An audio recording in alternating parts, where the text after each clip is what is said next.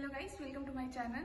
AA CCC की counselling start हो चुकी है और हरियाणा स्टेट की काउंसलिंग तो ऑलरेडी स्टार्ट हो चुकी है 10 सितंबर से, और यूपी की भी जल्दी स्टार्ट हो जाएगी। तो उसके लिए क्या क्या आपको डॉक्यूमेंट्स रिक्वायर्ड हैं, वो कलर्ड पासपोर्ट साइज फोटो ले लेना, 10th की सर्टिफिकेट, 12th की सर्टिफिकेट, और जो भी आपके नीट आपने दी है उसकी एडमिट कार्ड, और जो स्कोर कार्ड है वो स्कोर कार्ड ले लेना। और कास्ट अगर आपका कास्ट लग रहा होगा तो कास्ट सर्टिफिकेट भी बनवा लेना।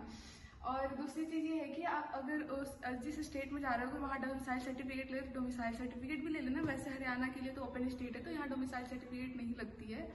और दूसरी चीज़ कि आप माइग्रेशन सर्टिफिकेट ले लेना। और सबसे इम्पॉर्टेंट कि आपको गैप सर्टिफिकेट जरूर बनवा लेना, क्योंकि अगर आपके 12th और नीट के एग्जाम के बीच में गैप हुई है तो उसका रीज़न हमें देना पड़ता है, इसलिए आप गैप सर्टिफिकेट भी बनवा लेना। दूसरी चीज़ क्या, ऑलरेडी आपको एक कॉलेज आपको बताएगा कि आपको एंटी रैगिंग एक सर्टिफिकेट बनवानी होती है, जो कि कोर्ट से बनवानी होती है। ये क्विक रिव्यू था कि आपको क्या क्या डॉक्यूमेंट्स रिक्वायर्ड है। जो हरियाणा, जितने भी हरियाणा स्टेट में जो भी हमारे ये BMS कॉलेजेज हैं, और एक जो है यहाँ पे होम्योपैथिक कॉलेजेज हैं, उनमें कितनी सीटें हैं किस कॉलेज में, वो उसकी यहाँ पे लिस्ट दी हुई है। आप एक बार ध्यान से देख लो किस कॉलेज में कितनी सीटें हैं सर। और दूसरी चीज़ है कि आप इसके स्क्रीनशॉट ले सकते हो। और दूसरी चीज़ है कि हरियाणा स्टेट की सबसे जो ज़्यादा मोस्ट डिमांडिंग आयुर्वेदिक के लिए जो कॉलेज है वो है हमारा श्री धन्वंतरी आयुर्वेदिक कॉलेज, जो कि चंडीगढ़ में है। यहाँ पे हमारी टोटल जो सीटें हैं वो 100 सीट्स हैं, जिसमें कि 13 सीट्स जो है हमारे NRI कोटा के लिए जाती है, जो कि बाहर से जिन्हें स्पॉन्सर किया जाता है इस कॉलेज के लिए वो बच्चे आते हैं।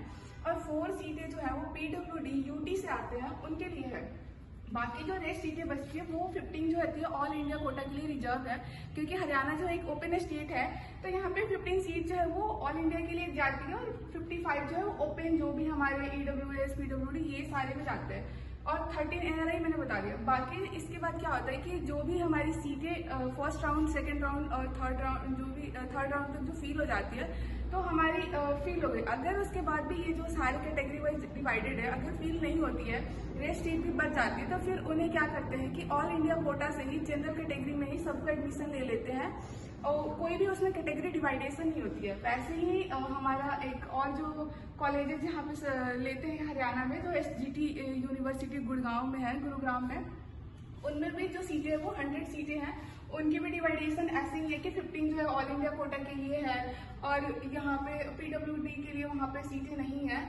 तो ऐसे कुछ कैटेगरी यहाँ पे भी डिवाइडेड है, आप इस चीज़ को देख सकते हो। और यहाँ पे जो एक गवर्नमेंट कॉलेजेस जो है वो कुरुक्षेत्र यूनिवर्सिटी जो हमारी यूनिवर्सिटी आती है यहाँ पे, उसमें जो कॉलेजेस की सीटें हैं वो हमारी 54 सीट्स हैं। तो ये गवर्नमेंट कॉलेज के, और एक और जो कॉलेज यहाँ पे वो है हमारे होम्योपैथिक कॉलेजेज है, वो है किसान होम्योपैथिक मेडिकल कॉलेज, जो कि रोहतक में है।